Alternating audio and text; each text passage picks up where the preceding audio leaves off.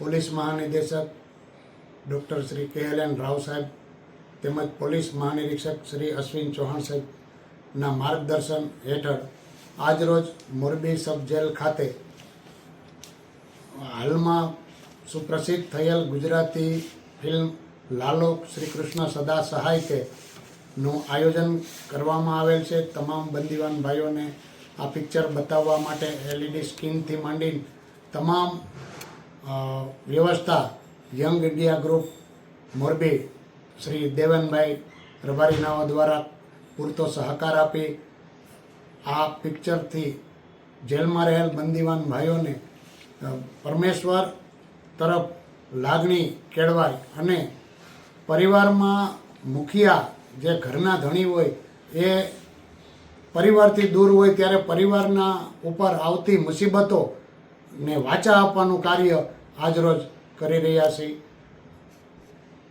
તેમજ આનાથી ભવિષ્ય પણ બંદીવાનોમાં સકારાત્મક પ્રવૃત્તિ કેળવાય અને આ સુધારા ગૃહ જેલ એક સુધારા ગૃહ તો સુધારા તરફના એક પ્રયત્નો છે. આજના રોજ 319 કેદી બંદીવાન ભાઈઓ છે જેઓએ આજના મૂવીનો લાભ લીધેલ છે.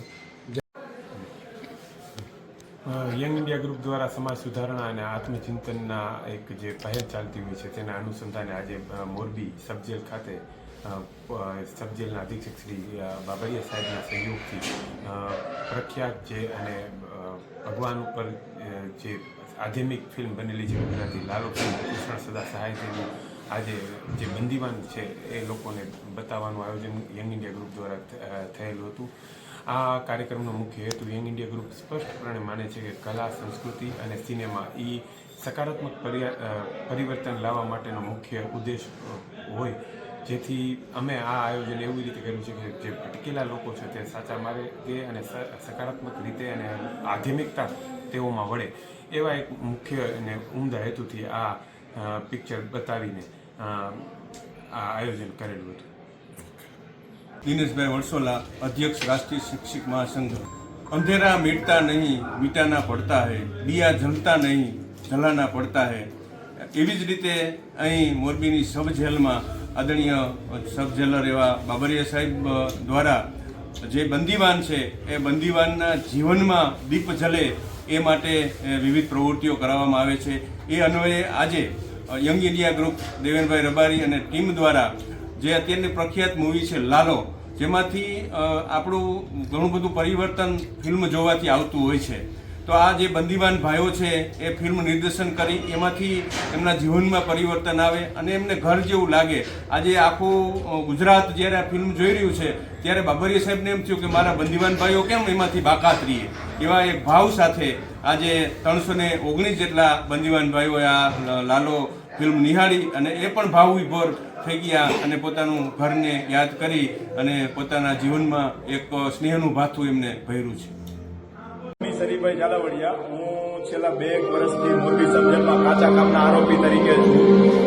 આજે મોરબીમાં યંગ ઇન્ડિયા ગ્રુપ દ્વારા અને અમારા અધિક્ષક શ્રી બાબરિયા સાહેબની પહેલથી કેદી આરોપી ભાઈઓને લાલો મૂવી બતાવવામાં આવ્યું છે.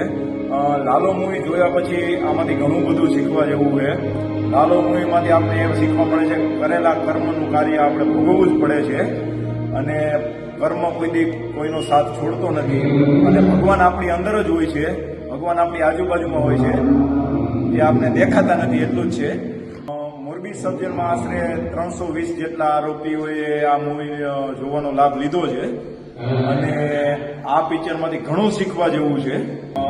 આ પહેલને લીધે દેવેનભાઈ રબારી છે, યંગ ઇન્ડિયા ગ્રુપના બધા મિત્રો છે, અમારા શિક્ષક સાહેબ છે, અમારા બધો સ્ટાફ છે, જેલ સ્ટાફ છે, બધાનો અમે ખૂબ અભિનંદન આભાર માનીએ છીએ.